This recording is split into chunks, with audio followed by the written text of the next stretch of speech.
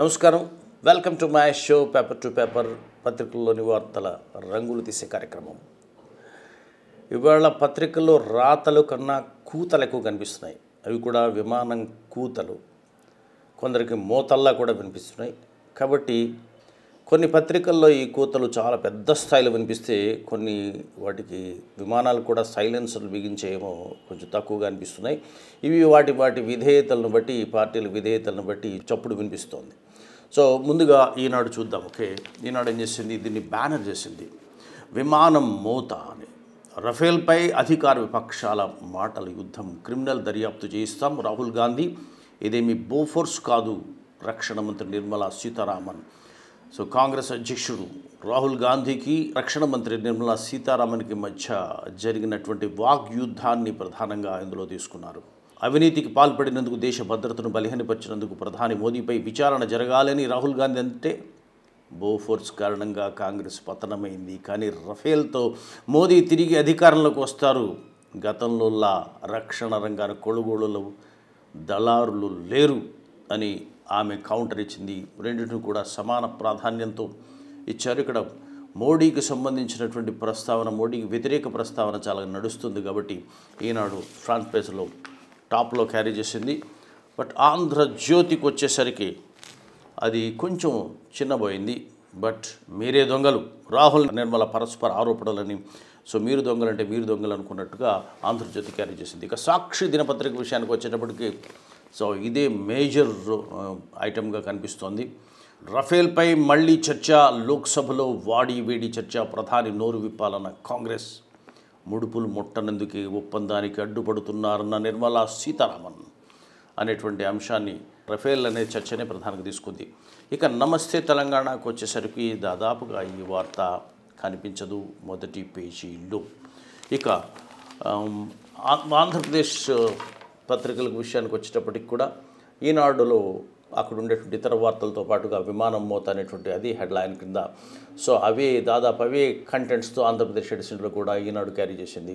ఇక ఆంధ్రజ్యోతి విషయానికి వచ్చేటప్పటికి ఇక్కడ కింద వేసినటువంటి మీరే దొంగలు అనేటువంటి వార్తని ఆంధ్రజ్యోతి అక్కడ టాప్లో తీసుకొచ్చింది, రాహుల్ నిర్మల పరస్పర ఆరోపణలు అనేటువంటి అంశాన్ని. ఇక సాక్షి దినపత్రిక విషయానికి వచ్చేసరికి వైఎస్ జగన్పై హత్యాయత్నం కేసు దర్యాప్తు, ఎన్ఐఏకు అప్పగింత, కేంద్ర హోంశాఖ ఉత్తర్వులు జారీ అనేటువంటిది.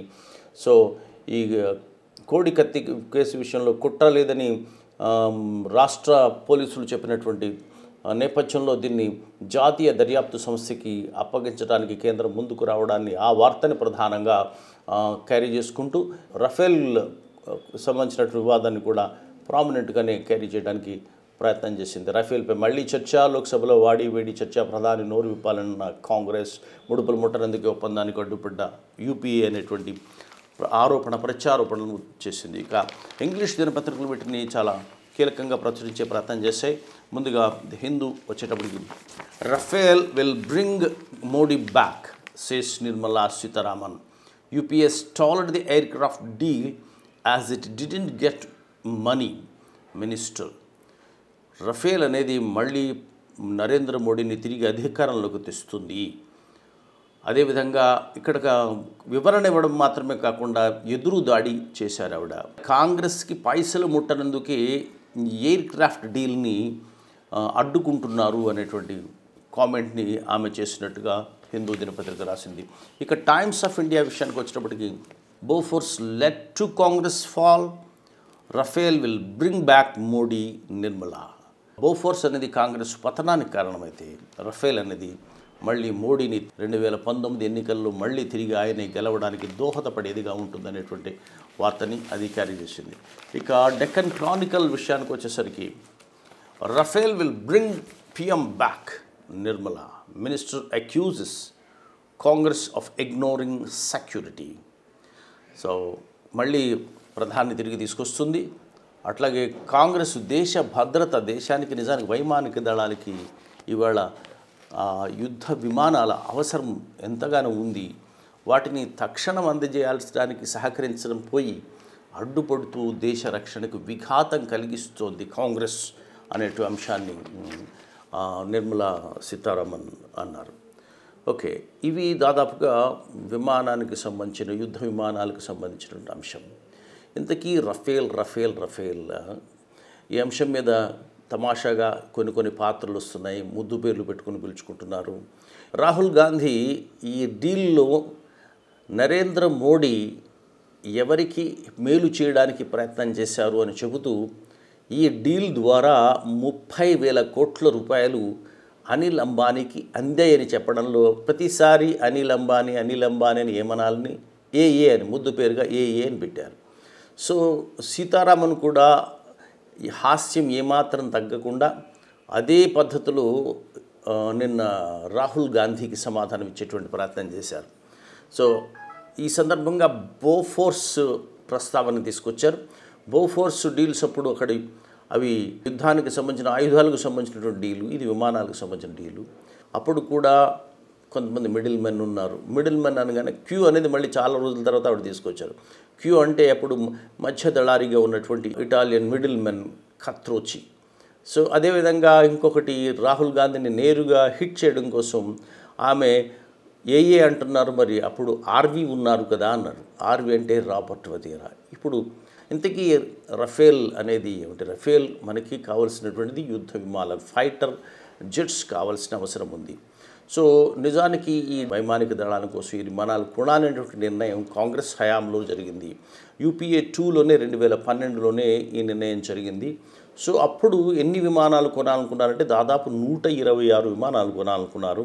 అందులో 18 యుద్ధ నైపుణ్యం ఆయుధాలతో ఉన్నటువంటి off the shelf fights jets కొనాలనుకున్నారు. 108 ఇతర కొనాలనుకున్నారు. అంటే దాదాపుగా 126 విమానాలని కొనాలనుకునేటువంటి అంశాన్ని, సో ఈ 126లోని మొదటి 18 అంటే ఆయుధాలతో కూడినటువంటి వెపనరీ ఉన్నటువంటి విమానాలని కొనాలనేటువంటి దాన్ని 18x2 చేసుకుని 36 కొనాలని అనుకున్నారు ఎన్డీఏ వచ్చిన తర్వాత. దీనికి సంబంధించి 2015లోనే ఒక డీల్ నరేంద్ర మోడీ ప్రభుత్వంలో చేసుకుంది. సో మొత్తం 36 ఆయుధాలతో కూడిన విమానాలు తయారు చేయడానికి ఫ్రాన్స్కి అప్పచెప్పారు. చెప్పేటప్పుడు ఒక ఒప్పందం కూడా కుదుర్చుకున్నారు. 15% పెట్టుబడి ఖర్చుని మేము ముందు అడ్వాన్స్గా ఇస్తాము, 20% మీరు పెట్టుకోండి అని.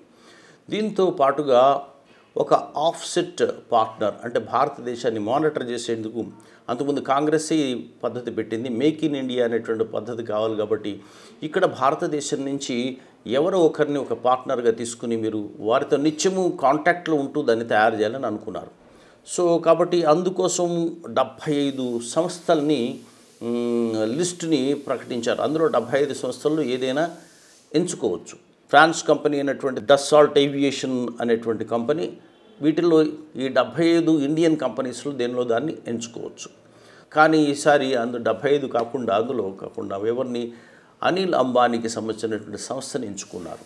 సో అనిల్ అంబానీ సంస్థకి ఎలాంటి ఈ విమానాలు తయారు చేసినటువంటి పూర్వ అనుభవం లేదు అన్నది ఒక ఆరోపణ.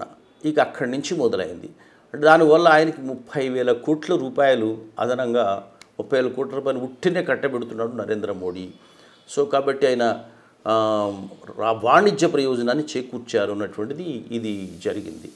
సో దీని మీద ఇంతవరకు పెద్ద ఎత్తున నడిచింది. పైపొచ్చేదిగా సంఖ్యకు సంబంధించినటువంటి అంశము 126 అయితే మీరు 36 దగ్గరే ఆగిపోయారన్నటువంటి కాంగ్రెస్ చేస్తుంది.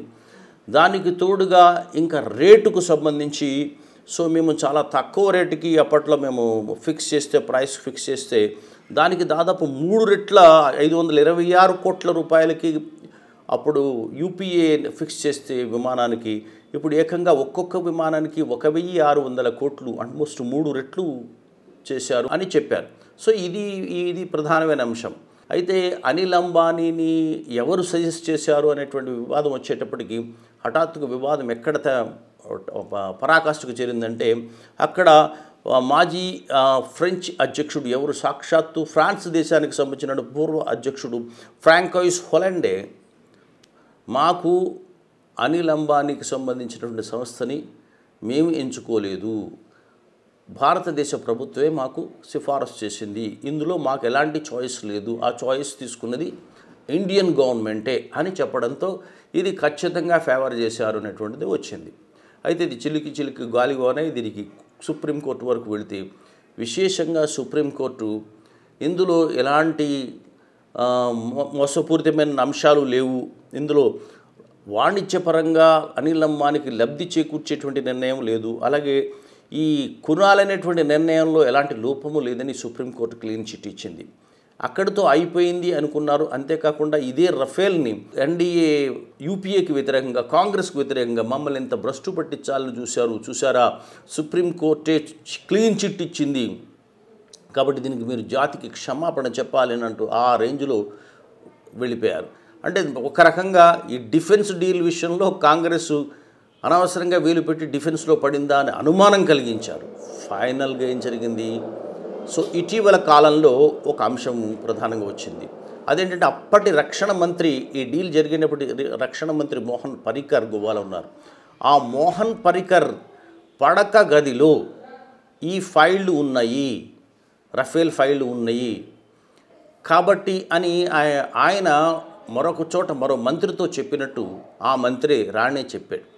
రాణే చెప్పినటువంటి విషయాన్ని ఆడియో టేప్ ఒకటి పట్టుకున్నారు. అంటే ఏ సందర్భంలో చెప్పారు? నన్ను ఏమీ చేయలేరు, ఎందుకోసమంటే రఫేల్ ఫైళ్ళన్నీ నా దగ్గర ఉన్నాయి కాబట్టి నన్ను మార్చాలన్నా మరొకటి చిదియాలన్నా కూడా నరేంద్ర మోడీకి కానీ ఇతరులకు కానీ చాలా కష్టం అనేటువంటి ధ్వని వచ్చే విధంగా ఆయన మాట్లాడిన విషయాన్ని రాణే ఒక ప్రస్తావించినట్టుగా ఆడియో టేప్ పట్టుకున్నారు. ఆ ఆడియో టేపు రాహుల్ గాంధీ చేతికి వచ్చింది. పార్లమెంటు సమావేశాలు కరెక్ట్గా మొదలయ్యే ముందు, ఎన్నికల ముందు ఆడియో టేపుని బయట రిలీజ్ చేశారు.